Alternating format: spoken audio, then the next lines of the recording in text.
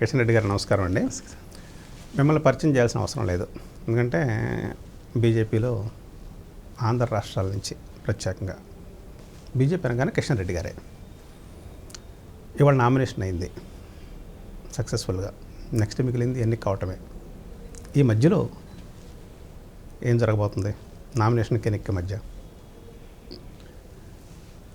వాస్తవంగా నేను ఎప్పుడైనా కూడా కానీ నాకు నా ఫిలాసఫీ, ప్రత్యర్థులు ఎవరు కూడా బలహీనులు అనుకోకూడదు.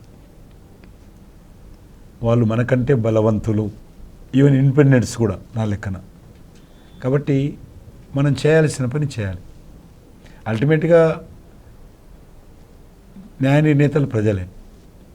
వాళ్ళు ఎట్లా వస్తారు, ఎటు వేస్తారు, ఏ నిర్ణయం తీసుకుంటారని ప్రజల మీద వదిలేసినప్పటికీ మనం చేయాల్సిన పని చేయాలి. కాబట్టి ఈ మిగిలిపోయినటువంటి ఈ డేట్స్ ఏవైతున్నాయో కౌంటింగ్ మధ్యలో ఈ రోజుకు నేను ఖచ్చితంగా ప్రజల మధ్యలో ఉంటే ప్రచారం చేసుకోవాల్సిన అవసరం ఉంది.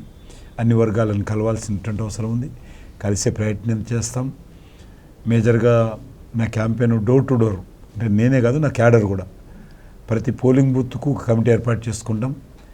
సుమారు 1900 పోలింగ్ బూతులు ఉన్నాయి. ఆ 1900 కమిటీలు వేసుకొని వాళ్ళ పోలింగ్ బూత్లో ఉన్నటువంటి ఓటర్స్ని కలిసి ఒప్పించి మెప్పించేటువంటి ప్రయత్నం చేస్తాం.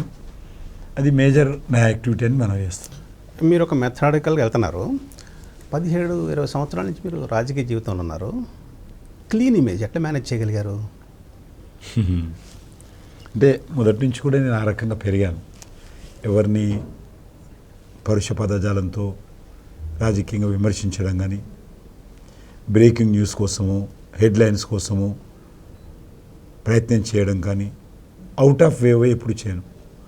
పద్ధతి ప్రకారం నేను చెప్తాను. వాళ్ళు వేసుకుంటారా లేదా వాళ్ళ ఇష్టం, వాళ్ళకి హక్కు అది. కానీ వాళ్ళు వేసుకోవడం కోసమే మనం న్యూస్ క్రియేట్ చేయడం అనేటువంటిది మంచిది కాదనేది నా సంప్రదాయం.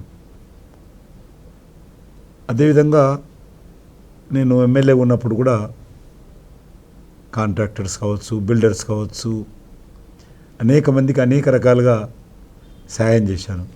కానీ ఏ రోజు కూడా ఎవరిని బెదిరించడము, లేకపోతే ఒక ఇల్లు కాల్ చేయించడము, ఒక టెనెంట్ రూమ్ కాల్ చేయించడము, లేకపోతే ఒక కాంట్రాక్ట్ దగ్గరికి వెళ్ళి ఈ పని చేస్తున్నావు, ఇందులో కమిషన్ ఇస్తావా లేదా పర్సెంటేజ్, అందరు ఎమ్మెల్యేలు తీసుకునేవాళ్ళు. మా డిడి కాలనీలో బిల్డర్స్, సార్ అందరు మీ కార్పొరేటర్ వస్తున్నారు, ఈతోలు వస్తున్నారు, మీరు మీ పార్టీ వాళ్ళు ఎవరు రారేంటి సార్, అందరు అడిగినప్పుడు మీరు కూడా అడగలేదా డబ్బులు అనేది. కాబట్టి నేను ఆ రకంగా ఒక ప్రిన్సిపల్ తీసుకున్నాను. ఉదాహరణకు ఎలక్షన్స్లో నాకు కొద్ది చిన్న అమౌంట్స్ ఇస్తారు. హాస్పిటల్స్ నేను డబ్బులు తీసుకోను. ఎంత పెద్ద హాస్పిటల్ అయినా సరే వాళ్ళు పేషెంట్లను సేవ చేస్తారనుకో, చేయరా, నేను పేషెంట్లు ఎంతో కష్టపడి డబ్బులు కట్టాల్సి వస్తుంది. అలాంటి డబ్బులు నేను తీసుకొని ఎలక్షన్స్లో ఖర్చు పెట్టడం నాకు నచ్చదు. హాస్పిటల్లో పేషెంట్ డబ్బులు కట్టడం అంటేనే చాలా కష్టపడతారు పేషెంట్స్. నేను హాస్పిటల్ బ్లేమ్ చేయడం లేదు, కానీ అట్లా కొన్ని నా ప్రిన్సిపల్స్, అనేక అవకాశాలు వస్తాయి. మీరు ఒకటి లైఫ్ మా డిడి కాలంలో పెద్ద హాస్పిటల్ ఉండే, వాళ్ళు నేను పోటీ చేస్తున్న డబ్బుల కోసం వచ్చారు ఇస్తాను. నేను ఖచ్చితంగా ప్రేమతో నాకు వద్దు ఇప్పుడు అవసరం ఉండేది అని చెప్పి వాపస్ పంపించాను నేను. అట్లా చాలా ఇన్సిడెంట్స్. ఇప్పుడు కూడా పెద్ద హాస్పిటల్స్ ఉన్నారు.